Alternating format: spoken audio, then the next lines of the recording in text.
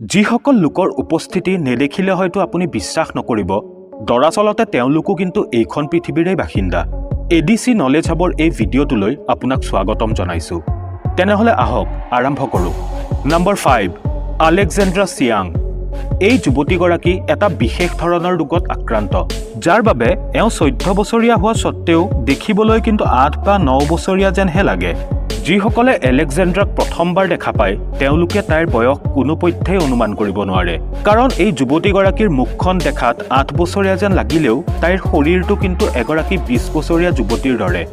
বৰ্তমান সময়ত আলেকজেন্দ্ৰা তেওঁৰ লুকছৰ বাবে ইন্টাৰনেটত বেছ চৰ্চিত নম্বৰ 4 জ্যোতি আমজে ভাৰতৰ নাগপুৰ চহৰত জন্মগ্ৰহণ কৰা জ্যোতি আমজে দেখাত এজনী কণমানি ছোৱালীৰ দৰে কিন্তু দৰাচলতে এওঁ এগৰাকী মহিলা হয় 1993 চনত জন্মগ্ৰহণ কৰা জ্যোতিয়ে এই বছৰ 31 বছৰত ভৰি দিব জ্যোতিৰ মুঠ উচ্চতা 62.8 সেন্টিমিটাৰ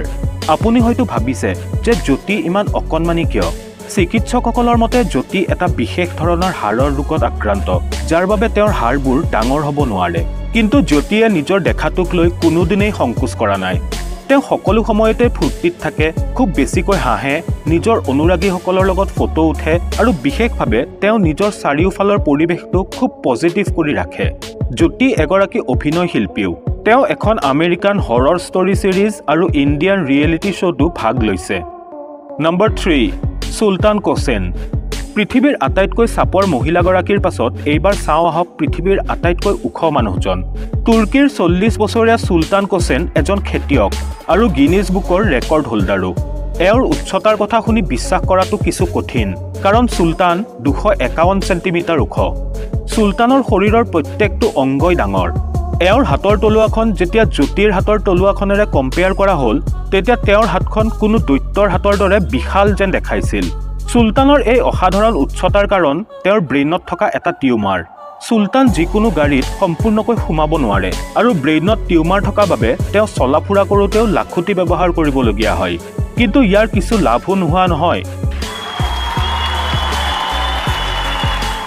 প্ৰথম অৱস্থাত ডক্টৰো কিছু চিন্তিত হৈছিল যেতিয়া সুলতানৰ উচ্চতা ক্ৰমান্বয়ে বৃদ্ধি হৈয়ে আছিল কিন্তু 2012 চনত ডক্টৰে এওঁৰ উচ্চতা নিয়ন্ত্ৰণ কৰাত সফল হয় বৰ্তমান সুলতানে এটা সাধাৰণ জীৱন যাপন কৰি আছে আৰু অলপতে তেওঁ বিবাহ পাশতো আবদ্ধ হৈছে নম্বৰ 2 এজিয়া একস্তা আমাৰ এই তালিকাখনৰ পৰৱৰ্তী নায়কজন 1999 চনত যেতিয়া জন্মগ্ৰহণ কৰিছিল তেতিয়া ডক্টৰে কৈছিল যে এওঁ জীয়াই নাথাকিব এজিয়া যেতিয়া নৰ্মেল হ'ব ধৰিলে তেতিয়া ডক্টৰে ক'লে যে এওঁ বাচিটো থাকিব কিন্তু কেতিয়াও খোজ কাঢ়িব নোৱাৰিব কিন্তু এজিয়াই ইয়াতো ডাক্তৰক ভুল প্ৰমাণিত কৰিলে আপুনি দেখিব পাৰিছেই এওঁ কিমান সুস্থভাৱে খোজ কাঢ়িছে ডাক্তৰৰ মাত্ৰ এটা কথাহে শুদ্ধ প্ৰমাণিত হ'ল যে তেওঁ কেতিয়াও কথা ক'ব নোৱাৰিব কাৰণ জন্মগতভাৱে এওঁৰ থুতৰিটো নাছিল বৰঞ্চ আপুনি এই কথা শুনি আচৰিত হ'ব যে এজিয়া এজন সংগীত শিল্পী যদিও কিন্তু তেওঁ গান গাব নোৱাৰে আচলতে সৰুৰে পৰাই এওঁৰ গান লিখাত অত্যন্ত ৰাপ আছিল সেইবাবে তেওঁ নিজৰ আজৰি সময়ত গান আৰু কবিতা লিখিবলৈ লয় আৰু পাছলৈ এইটোৱেই তেওঁৰ পেছা হৈ পৰে কিন্তু কেইবছৰমান আগতে তেওঁ এজন গায়কক লগ পায় আৰু গায়কজনে এজিয়াই লিখা গানবোৰ গোৱা আৰম্ভ কৰে চাওঁতে চাওঁতে তেওঁ এজিয়াৰ কণ্ঠ হৈ পৰে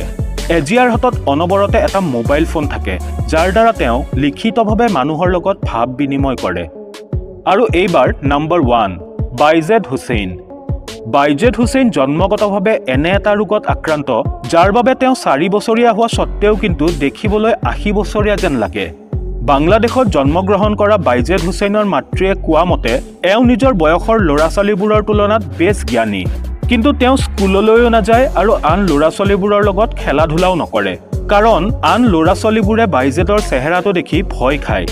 কেৱল চেহেৰাই নহয় বৃদ্ধ মানুহৰ দৰে বাইজেদ গাঁঠিৰ বিষতো ভুগিছে আৰু তেওঁৰ গাৰ ছালখনো ঠায়ে ঠায়ে সুতুৰা হৈ পৰিছে দেখিলে এনে লাগে যেন এওঁ এজন চুটি চাপৰ বয়সস্থ ব্যক্তি বাইজেদৰ মাতৃয়ে কোৱা মতে তেওঁৰ শিশুটি যিটো ৰোগত আক্ৰান্ত এতিয়ালৈ তাৰ কোনো চিকিৎসাই ওলোৱা নাই